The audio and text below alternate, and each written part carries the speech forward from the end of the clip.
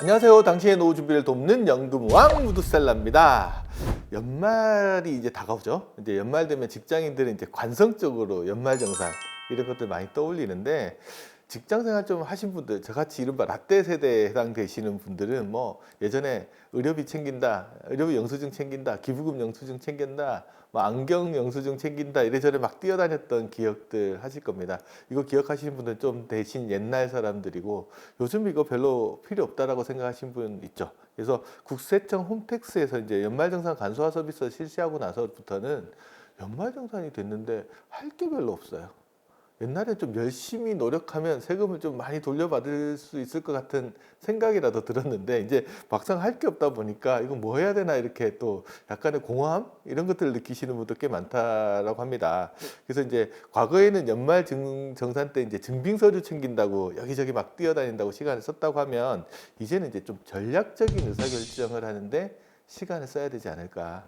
그래서 그 부분에 대해서 좀 생각을 해봐야 될 것 같아요. 그래서 이번 시간에는 연말정산을 앞두고 연금과 관련해서 생각해 봐야 될 것들을 몇 가지 좀 정리를 한번 해봤습니다. 이른바 연금 고수들의 연말정산 노하우 대방출. 그러니까 연말정산 전략보다는 이제 전략이 중요하다. 이 주제를 가지고 시작해 보도록 하겠습니다. 첫 번째 생각해 봐야 될 거는, 연말정산과 관련해서 연금은 소득공제 대상일까? 세액공제 대상일까? 아리까리 하시죠. 이거 같기도 하고 저기 같기도 하고, 둘 다 맞는 답입니다. 뭐 소득공제가 먼저 떠오르시는 분도 있고, 뭐 세액공제가 먼저 생각하시는 분도 있을 텐데, 우리가 납부하는 연금보험료 중에는 소득공제를 해주는 것도 있고 세액공제를 해주는 것도 있기 때문에, 이거를 잘 구분해서 좀 생각해 볼 필요가 있습니다. 지금 화면에 나가는 그림에서 보듯이 소득공제라는 것은 세금을 부과하는 소득 자체를 빼주는 거거든요. 종합소득에서 소득 공제 받는 금액들을 빼고 과세표준을 산출하고 거기다가 세율을 곱하기 때문에, 이 소득 공제를 많이 받으면은 종합소득세율이 적용받는 종합소득세율 자체가 낮아집니다. 그래서 어떻게 보면은 소득 공제를 많이 받는 거는 이제 고소득자들한테는 상당히 유리한 부분이라고 할 수 있을 것 같아요. 그러면 연금보험료 중에서 소득 공제 대상이 되는 것들은 어떤 게 있을까? 여기 이렇게 물어보면 답은 크게 두 가지 정도로 나옵니다. 첫 번째는 뭐냐면, 국민연금, 공무원연금, 사학연금, 군인연금과 같은 공적연금 보험료는 100% 소득공제 대상입니다. 또 하나가 더 있는데, 이게 뭐냐 그러면, 지금은 가입할 수는 없어요. 근데 오래전에 가입했는데 그걸 유지하고 있으신 분은 계속 보험료를 불입하면서 소득공제를 받을 수 있는 게 있는데, 대표적으로 구개인연금이라는 게 있습니다. 이게 1994년도 6월부터 2000년도까지 판매됐던 상품인데, 이 부분에 대해서는 자세하게 조금 이따가 한 번 더 설명해 드리도록 하겠습니다. 이번에 이제 소득공제와 관련된 것들은 설명이 끝났으니까, 세액공제와 관련해서 이제 조금 살펴보도록 하겠죠. 소득공제라는 건 앞서 말씀드렸듯이 소득 자체에서 빼주는 거라고 하면, 세액공제라는 것들은 세금을 산출한 다음에 산출된 세액에서 일정 부분을 빼주는 금액이라고 보시면 됩니다. 그래서 소득공제처럼 뭐 소득이 많은 사람한테 절대적으로 더 유리하다라고 할 수는 없어요. 오히려 세액공제율을, 연금과 관련해서는 세액공제율을 좀 달리 적용하면서 저소득자들한테 오히려 조금 더 유리하게 세액공제를 더 많이 해주는 방식으로 되어 있는 부분들도 있다라고 보시면 됩니다. 그러면 연금보험료 중에서 세액공제 대상이 되는 것은 무엇이 있나라고 생각을 해보시면, 연금저축하고 IRP가 대표적인 상품이라고 볼 수 있을 것 같습니다. 두 번째는 국민연금과 관련해서, 국민연금 보험료로 납부한 보험료 있잖아요. 이거를 전부 소득공제를 받을 수 있느냐, 이 부분에 대해서 한번 살펴보도록 하겠습니다. 국민연금 가입자들은 기준소득 월액의 9%, 이 9%를 보험료로 납부하게 됩니다. 근데 직장가입자 같은 경우는 그 중에서 절반을 회사가 납부를 해주기 때문에 4.5% 정도를 이제 보험료로 납부를 하겠죠. 급여명세서 보면 그렇게 되어 있을 겁니다. 근데 여기서 기준소득 월액이라는 게 도대체 너 누구냐, 이 정체를 궁금해 하시는 분들이 많으세요. 여기서 월액이라고 돼 있으니까 월급 단위라고 생각을 하시면 될 것 같고요. 기준소득이라는 거는 우리가 쉽게 말하면, 아주 편하게 말하면, 우리가 월급 받는 부분에서 1,000원 미만인 부분들을 절사하고, 그러니까 1,000원 이하는 싹 지우고 그 남은 금액들을 가지고 우리가 기준소득 월액이라고 보시면 될 것 같습니다. 그런데 그 급여명세서 요즘 거의 쳐다보시지 않으신 분도 많으실 텐데 한번 들여다보시면 약간 소득이 많으신 분들 입장에서 보면 내 소득의 4.5%보다는 좀 작은 금액이 보험료로 빠져나갔는데 이렇게 생각하시는 분들이 있으실 거예요. 왜 그러냐 그러면 이 기준소득이라는 거에는 상한선과 하한선을 좀 정해놓고 있습니다. 이게 매년 7월 달부터 이듬해 6월 달까지 1년 동안 이게 상한과 하한을 정해가지고 그 범위 내에서 관리를 하고 있는데 2022년도 7월부터 2023년 6월까지 적용되는 최저보험료는 35만 원. 그러니까 35만 원보다 소득이 작으신 분은 35만 원 정도 소득이 있다고 생각하고 이제 보험료를 산정하고요. 월 소득이 553만 원보다 많으신 분들은 553만 원의 소득이 있다라고 보고 그 금액의 9%를 보험료로 냅니다. 그리고 그 중에 절반을 회사가 내주니까 나머지 금액만 보험료로 납부하게 되는 거겠죠. 그러면 이제 월 소득이 한 553만 원 넘는 분 같으면은 여기에 한 4.5% 정도를 보험료로 납부하게 되시니까 실제적으로 납부하는 보험료는 24만 8,850원 정도? 그 정도 금액이 나가고요. 그렇게 해서 12달 동안 냈던 금액들을 실질적으로 내가 납부한 금액이기 때문에 이 부분이 연말정산 때 소득공제 신청을 하실 수 있다라고 보시면 됩니다. 보통 사람들은 보통 회사에서 연말정산할 때는 이 국민연금 보험료는 회사에서 이렇게 낸 기록이 있어서 이제 회사 신청 양식으로 기본 세팅이 돼 있는 경우들이 많거든요. 그래서 자기가 별도로 신청을 잘 안 하기 때문에 내가 국민연금 보험료로 소득공제 받았나 안 받았나 이렇게 생각하시는 분들도 있는데 잘 보시면 신청하실 때 잘 보시면 기본값으로 들어가 있는 경우들이 있다. 그래서 내가 국민연금 보험료를 소득공제 신청한다. 이때 기억해야 될 거는 회사가 납부해 준 돈 빼고 실제로 내가 낸 돈, 낸 보험료만 소득공제 받는다. 이렇게 기억해 두시면 될 것 같습니다. 근데 이제 국민연금과 관련해서 좀 몇 가지 짚어봐야 될 부분들이 있어요. 그게 뭐냐면 가장 중요한 게 이제 직장가입자 같은 경우는 제가 정리를 해드렸는데 임의가입자 같은 부분들을 한번 생각해 봐야 될 문제가 있는 게 뭐냐면 보통 임의가입자는 국민연금 의무가입 대상이 아닌 군인, 학생, 전업주부들이 스스로 가서 국민연금 보험료를 내는 거를 임의가입이라고 하잖아요. 근데 임의가입을 하는 분들은 소득 자체가 없기 때문에 종합소득세 신고를 안 하잖아요. 그러면 연말정산이라는 게 있을 수가 없고 그러다 보면 낸 보험료를 소득공제를 받을 수는 없거든요. 그러면 이런 문제가 있죠. 보험료 낼 때 소득공제 안 받았는데 나중에 노령연금 받을 때 세금 내야 돼? 이렇게 물어보시는 분들이 의외로 많고 또 그렇게 내는 줄 알고 불만을 막 제기하시는 분들도 생각보다는 있어요. 그래서 그 부분 한번 좀 정리해 드릴 필요가 있는데 만약에 임의가입자 분들은 소득공제를 못 받잖아요. 대신 연금, 노령연금을 수령할 당시에 과세 대상 소득 금액을 산출하잖아요. 산출된 금액에서 소득 공제를 받지 않고 납부한 보험료 있잖아요. 그 부분을 과세 제외 기여금이라고 해서 빼줍니다. 쉽게 말해서 소득 공제 받지 않고 납부한 보험료에는 세금이 부과되지 않는다. 그래서 연금 수령할 때 제일 먼저 과세 제외 기여금에 해당되는 것부터 먼저 쭉 다 빠져나가고 나서 그게 다 소진되고 나면 실질적으로 이제 남은 부분들에 대해서 과세된다. 그래서 그러니까 내가 낸 보험료 말고 그거보다 초과해서 받는 부분에 세금이 부과된다. 이렇게 보시면 될 것 같습니다. 또 하나 생각해야 될 부분은 뭐냐 그러면 추후납부와 관련된 부분들도 한번 생각해 볼 필요가 있습니다. 추후납부라는 거는 과거 이제 예를 들어서 적용 제외 기간이나 아니면 납부 예외 기간 동안 납부하지 않았던 보험료를 나중에 추후에 내는 거를 이제 추후납부 제도라고 하잖아요. 추후납부를 하려면 과거에 국민연금을 가입해서 보험료를 한 번이라도 낸 적이 있고 현재 국민연금 가입 상태이신 분이 안 냈던 기간, 중간에 비어 있는 기간 보험료를 나중에 내는 걸 이제 추후납부라고 하는데 이 추후납부 보험료는 추후납부 신청한 달에 내고 있는 보험료에다가 추후납부할 기간을 곱해서 산정을 하면 됩니다. 이 추후납부 기간은 아까 말씀드렸던 적용제외 기간과 납부 예외 기간 중에서 최대 119개월 정도까지를 추후납부할 수 있다고 보면 될 것 같아요. 근데 여기서 또 궁금한 거 하나는 뭐냐면 이렇게 추후납부한 보험료는 소득공제 받을 수 있을까? 라는 질문을 또 한번 던져볼 필요가 있을 것 같아요. 가능할까요? 그때 다릅니다. 예를 들어서 전업주부가 임의 가입을 한 다음에 추후 납부를 한다면 이분은 어차피 종합소득세 과세 대상자가 아니니까 소득공제를 받을 수는 없겠죠.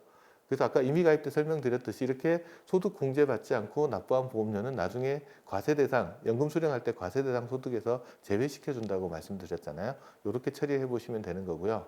반대로 이제 직장 가입자 아니면 지역 가입자 같은 경우는 종합소득세 신고를 해야 되잖아요. 그러면 그해 년도에 추후 납부한 보험료는 그해 년도에 소득공제 신청해 가지고 공제를 받으실 수 있습니다. 그럼 여기서 한번 우리가 전략적으로 생각해 봐야 될 부분은 뭐냐 그러면 내가 추후 납부를 언제 할 거냐. 추후 납부는 국민연금 가입 기간 중에 자기가 원하는 시기에 할 수 있거든요. 그렇다 그러면 한번 잘 생각해 봐야 될 거는 내가 올해 소득이 많다. 그래서 그냥 두면 종합소득세율이 상당히 높은 구간에 해당된다.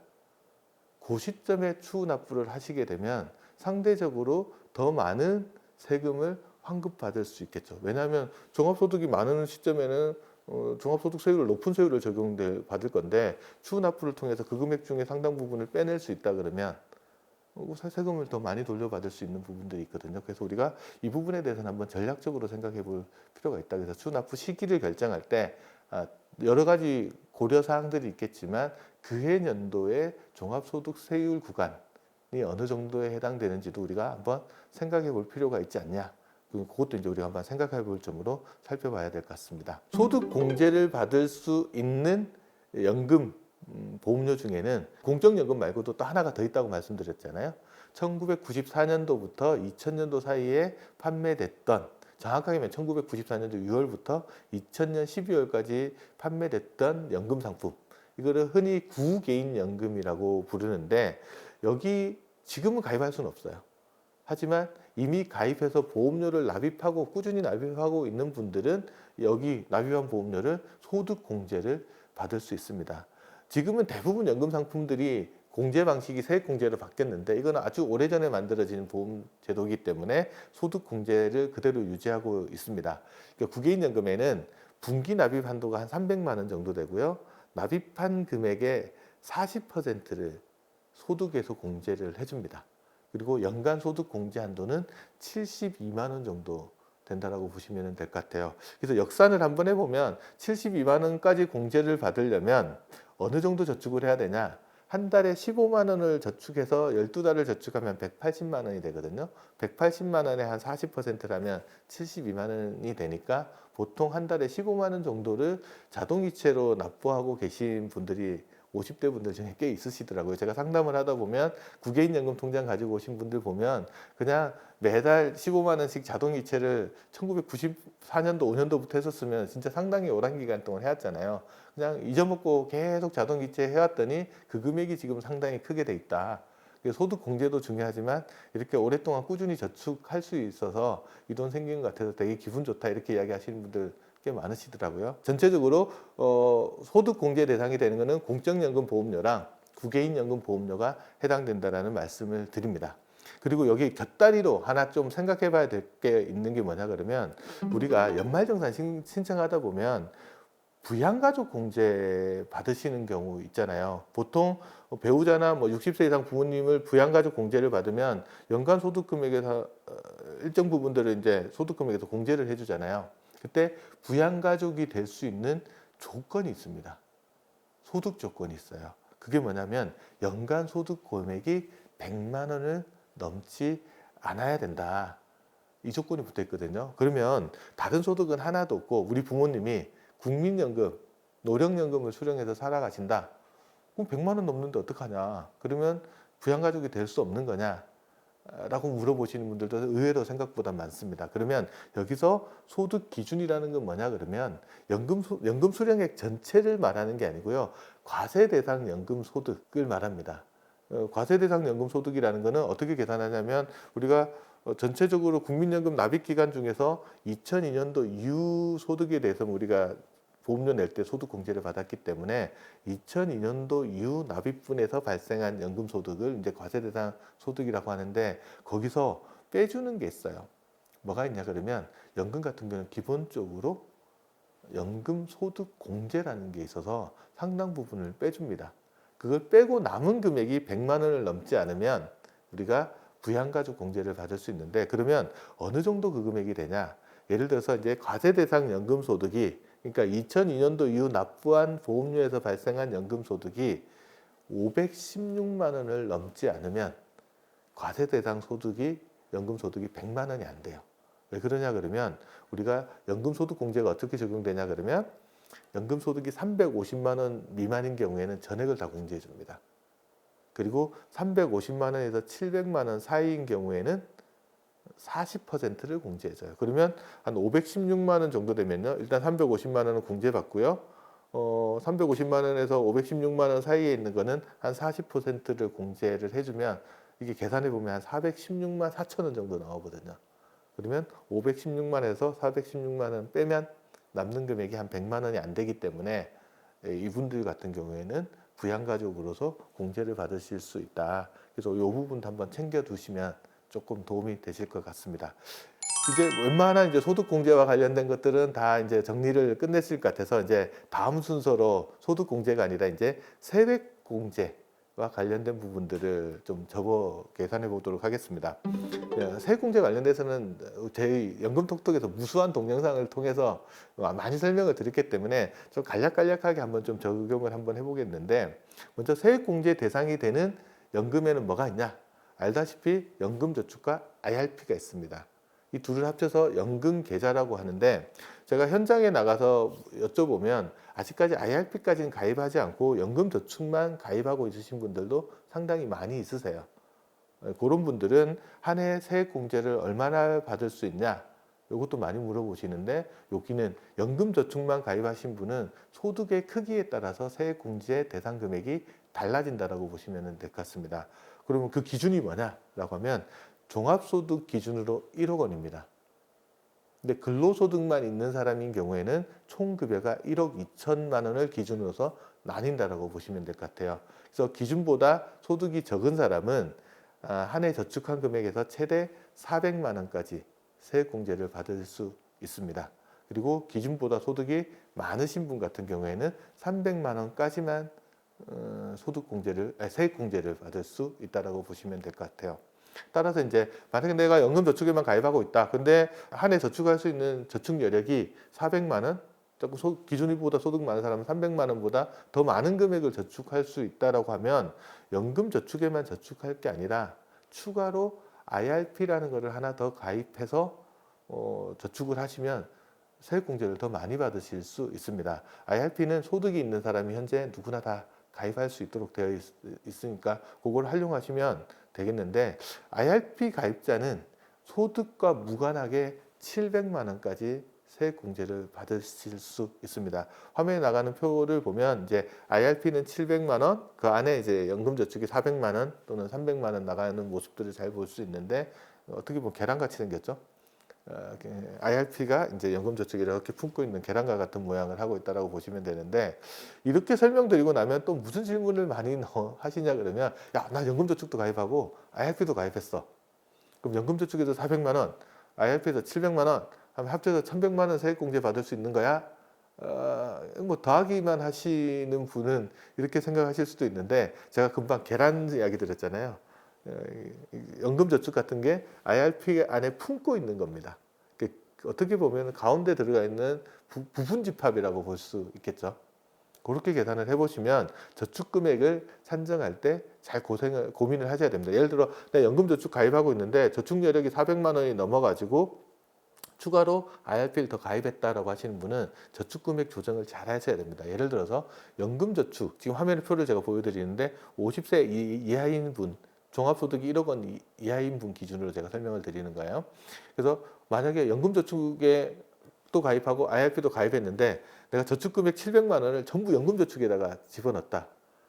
이분 같은 경우에는 400만 원까지밖에 세액공제를 못 받아요. 근데 연금저축에 600만 원, IRP에 100만 원 했다 그러면 연금저축에서 400만 원 받고 IRP에서 100만 원 받으니까 500만 원 공제를 받을 수 있죠. 같은 방식으로 계산해 나가면 연금저축에 400만 원, IRP에 300만 원 하면 합쳐서 700만 원의 세액공제를 받을 수 있잖아요. 그래서 만약에 700만 원 이상의 세액 공제를 받으시려는 분이면 최소한 300만 원 이상은 IRP에 저축을 하셔야 이분 같은 경우에는 세액 공제를 받으실 수 있다. 아까 소득이 좀 많으신 분은 연금저축에서 300만 원밖에 세액 공제 안 받으시는 분이라면 400만 원 이상을 IRP에 저축하셔야지 700만 원을 전부 세액 공제 받을 수 있다. 그래서 저축 한도, 연금저축 IRP에 어떻게 설정할지에 대한 것들도 한번 정리를 한번 해보실 필요가 있을 것 같습니다. 또 하나 생각해 봐야 될 건 뭐냐 그러면 50세 이상인 분들, 이분들한테는 올해까지 2022년도까지 보너스가 주어지는 게 있는데 뭐냐 그러면 추가로 200만 원 정도 세액 공제를 더 받으실 수 있다라는 겁니다. 그래서 올해 연말이 지나기 전에 2022년 연말이 지나기 전에 50세 이상인 분들은 한 번 더 챙겨 보셔야 될 부분이 뭐냐 그러면 그럼 연금저축만 가입하신 분 같은 경우에는 400만 원 세액 공제 받잖아요. 거기다가 플러스 200만 원 하면 600만 원 세액 공제를 받으실 수 있는 거고 IRP까지 추가로 활용하시는 분은 700만 원에서 플러스 200만 원을 하면 900만 원을 세액 공제 받으실 수 있기 때문에 올 연말이 지나기 전에 한번 저축 금액들을 챙겨 보시기 바라겠습니다. 단 이런 분들은 안 되는 부분도 아쉬운 부분들이 있습니다. 어떤 부분이 아쉽냐 그러면 아까 말씀드렸던 기준보다 소득이 많으신 분, 그러니까 종합소득이 1억 원 넘으시거나 총 급여가 1억 2천만 원이 넘어가는 근로소득만 있는 분들, 그리고 당해년도에 금융소득 종합과세에 해당되시는 분은 추가로 200만 원 공제되는 부분은 안 된다.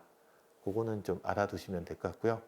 내년부터는 지금 세법 개정안이 올라가 있는 거에서는 이렇게 소득 크기에 따라서 막 달라지는 게 너무 복잡하잖아요. 나이에 따라 달라지는 게. 그래서 세법 개정안에 올라가 있는 거는 그냥 나이랑 소득 크기랑 상관없이 연금저축은 600만 원, IRP는 900만 원 이렇게 제도가 정해져 있기는 합니다. 아직 개정안이 지금 방송이 나가는 시점에 통과가 될지 안 될지는 모르겠지만 지금 법안은 그렇게 되어 있다고 말씀을 한번 드려봅니다. 또 7번째로 한번 생각해 봐야 될 것들이 또 하나가 더 있는데 그건 뭐냐면 혹시나 2022년도 올해 ISA 만기 자금을 수령하신 분들은 챙겨보셔야 될 게 하나 더 있어요. 뭐냐 그러면 연금저축에는 연금저축과 IRP를 합산한 이제 연금계좌에는 한 해 1,800만 원까지만 저축을 할 수 있는데 플러스 이 1,800만 원과 별도로 ISA 만기 자금도 이체할 수 있습니다.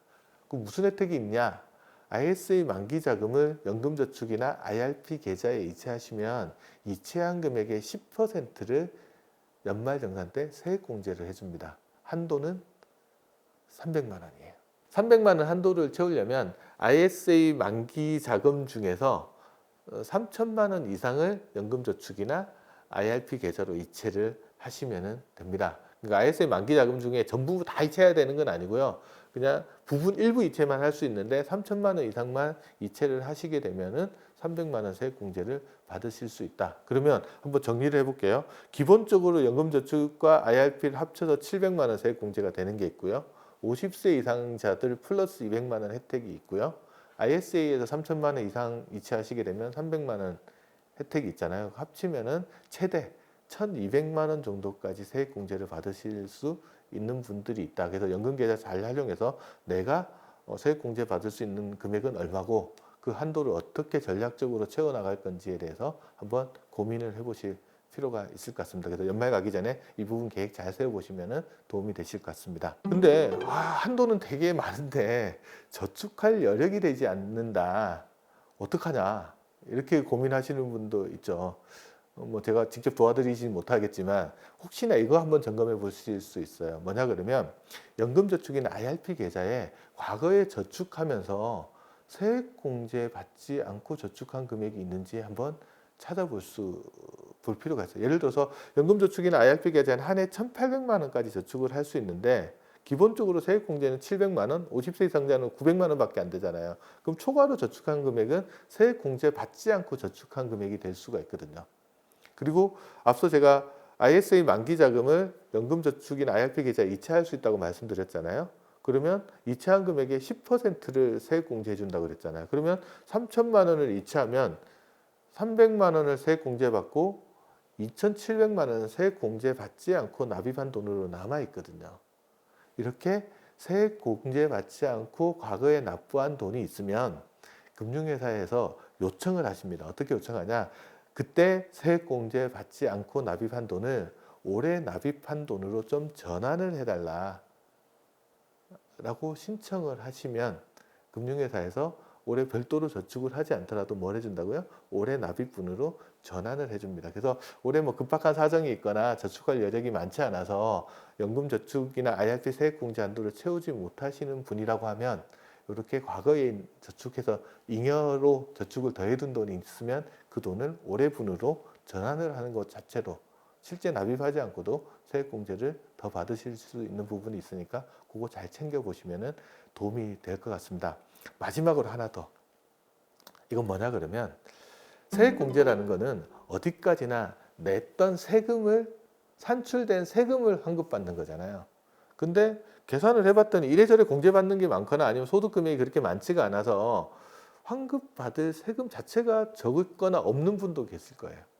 그런 분들 입장에서는 굳이 관성적으로 내가 올해 연금저축이나 IRP에 저축을 했다고 해서 그 돈을 올해 세액공제 신청할 필요가 있냐?